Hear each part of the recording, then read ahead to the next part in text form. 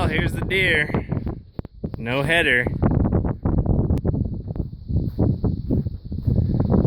Try to keep you out of the wind as much as I can. I'm gonna have to walk backwards. And here's the header. Oh, my random tools. I took this thing off by myself. That is not really advisable. Use the buddy system when you take these things off. There's not many bolts, but man, that was. See if you can see it. See this nice little scuff mark? Well, this thing's been sitting in the shop, and I have not run one of these things long enough to really mess with the pressure on the hydraulic system for the flow. And so I tried to take the pressure. I thought I was taking it down so this thing would lay softly on these blocks, and I guess that was a bad idea. So when you take the pressure off, it like the hydraulics will jump back up. But I kept having this thing kept leaning forward, and I knew something was up with it. But I got the pins out of the bottom pins, and then all I had left was this one up here, and I drove that pin out with a pry bar. And then there's two little gauge units that they hook onto those rings right there. Well, I drove one off. I mean, this header was already tilting way forward, and I knew it shouldn't have. So, you know, for the sake of just getting it done, I drove the other one off, and this header, I kid you not, this header went straight like this. I mean, it was at a nosedive. The nose was probably maybe 6 inches from the ground, maybe a little bit more. And I just, you know, I knew it was going to happen, so or something was going to happen. I knew exactly what was going to happen. I figured it might tilt forward, but not the way it did. And I just skied off of it. You know, I'm surprised I didn't fall, but yeah, it was a little interesting. I won't advise doing that. But hey, well, I can learn.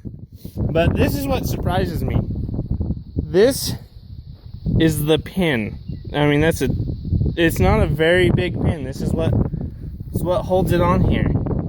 And you would think that they would be a lot bigger, but they're not. And that kind of surprised me when I first got the machine. But let's see if I can get it in the hole.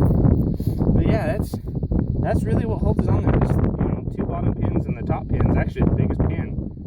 And it controls the angle of the cut. I replaced bearing on the roller there, but I'm actually kind of glad this header's going.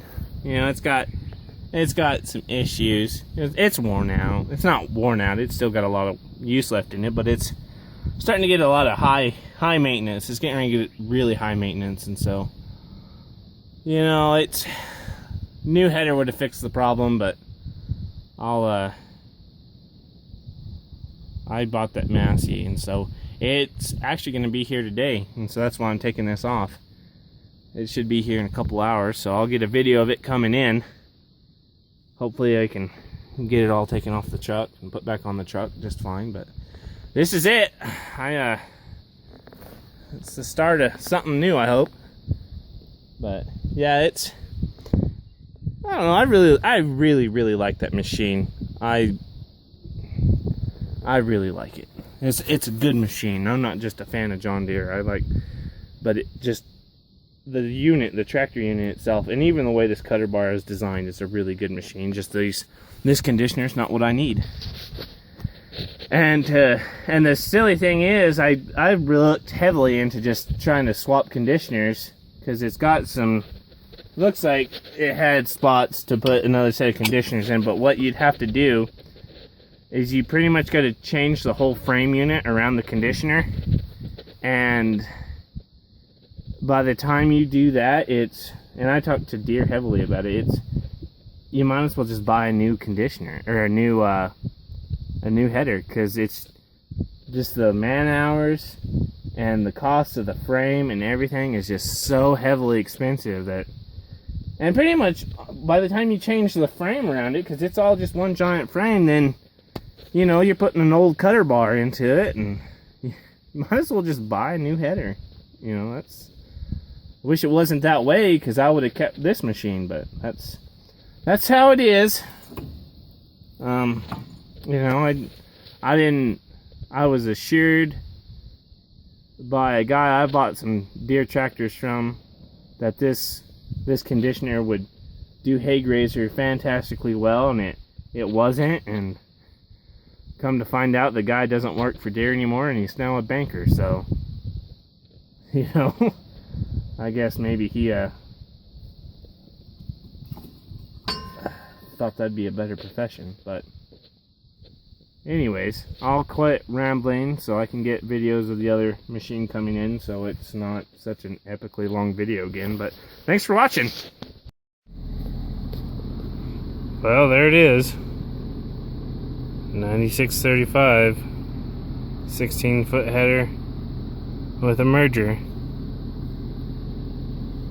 I'll get into more detail in it and do a review on it and show you guys how little I really know about it.